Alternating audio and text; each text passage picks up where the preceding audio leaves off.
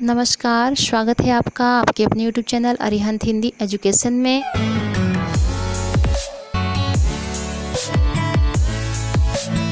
लिखूं पाठ का प्रश्न उत्तर। क्या लिखूं पाठ के लेखक पद्मलाल पुन्नालाल बख्शी जी हैं, जिनका जीवन परिचय का वीडियो लिंक इसी के डिस्क्रिप्शन बॉक्स में है, और क्या लिखूं पाठ की व्याख्या भी इसी वीडियो के डिस्क्रिप्शन बॉक्स में आपको मिल जाएगी। तो चलिए क्वेश्चन देखते हैं। आपके ये बोर्ड में जो परीक्षा में आता है वो पैराग्राफ दे देता है, प्रश्न उत्तर लिखना होता है, यानी कि 3 प्रश्न देंगे, कभी कभी 4 भी दे देता है, जिसमें से पहला प्रश्न आपका होगा संदर्भ लिखना होगा, दूसरा जो है रेखांकित अंश की व्याख्या करनी होगी, और तीसरा क्वेश्चन जो होता है उसी पैराग्राफ में से छांट के लिखना होगा। तो ये 3 टाइप के प्रश्न होते हैं।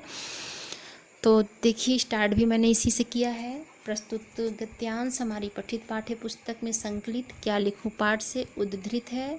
इसके लेखक पद्मलाल पुन्नालाल बख्शी जी हैं। ये तो कॉमन प्रश्न है जो कि सब में पूछेगा। उसके बाद देखिए प्रश्न, लिखने की विशेष मानसिक स्थिति कैसी होती है। तो लिखने की विशेष मानसिक स्थिति में मन में उमंग, हृदय में स्फूर्ति और मस्तिष्क में एक आवेग सा उत्पन्न होता है।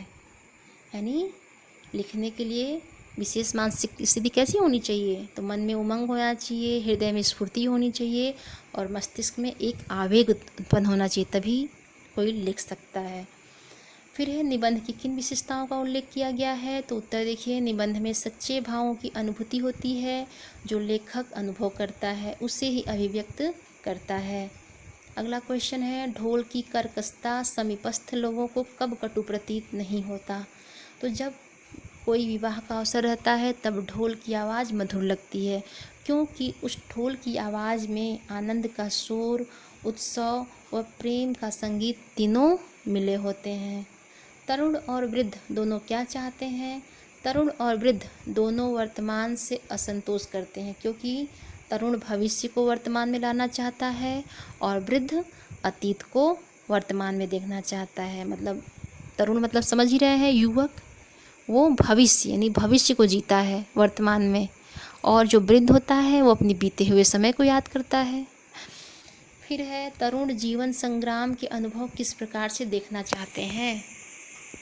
तो उत्तर देखिए, तरुण जीवन संग्राम के अनुभव वर्तमान में ही मनमोहक रूप में देखना चाहते हैं। अगला देखिए, जीवन प्रगतिशील क्यों माना गया है। तो उत्तर देखिए, दोषों के सुधारों के लिए जीवन निरंतर प्रयत्न करता है, इस कारण जीवन प्रगतिशील माना गया है। अगला प्रश्न है, भविष्य तरुण और वृद्ध दोनों के लिए क्यों सुखद होता है। तो आज के वृद्ध, उत्तर देखिए, आज के वृद्ध जब युवक थे तो उनका जीवन, उनका भविष्य सुखद था, और जब वे बूढ़े हो गए तो उनका भविष्य अतीत बन जाता है। इसी तरह आज के युवक जिस भविष्य को सुखद मान रहे हैं वही उनके वृद्धावस्था में अतीत बन जाएगा। अगला देखिए, प्रगतिशील साहित्य निर्माता क्या समझकर साहित्य निर्माण कर रहे हैं। तो उत्तर देखिए, प्रगतिशील साहित्य निर्माता यह समझ रहे हैं कि उनके साहित्य में भविष्य का गौरव निहित है। अगला प्रश्न है, अपेक्षित निबंध लिखने में लेखक को क्या कठिनाई थी। तो उत्तर देखिए, निबंध लिखने में लेखक की परेशानी यह है कि जिस मानसिक स्थिति का अनुभव नहीं किया गया हो उसमें कोई अपना भाव कैसे प्रकट कर सकता है। यानी कि कोई भी निबंध लिखने के लिए उस स्थिति को झेलना जरूरी है। अगला प्रश्न है, लेखक निबंध शास्त्र के किन आचार्यों की रचनाओं का अवलोकन करता है। तो लेखक निबंध शास्त्र के A.G. गार्डनर तथा शेक्सपियर की रचनाओं का अवलोकन करता है। फिर अगला है, एक आदर्श निबंध के किन गुणों पर उसकी दृष्टि टिकती है। एक आदर्श निबंध के लिए भाषा में प्रवाह होना चाहिए तथा वाक्य छोटे छोटे एक दूसरे से संबंध होना चाहिए। अगला प्रश्न है, वाक्यों में कुछ अस्पष्टता भी चाहिए, इससे क्या लाभ होता है।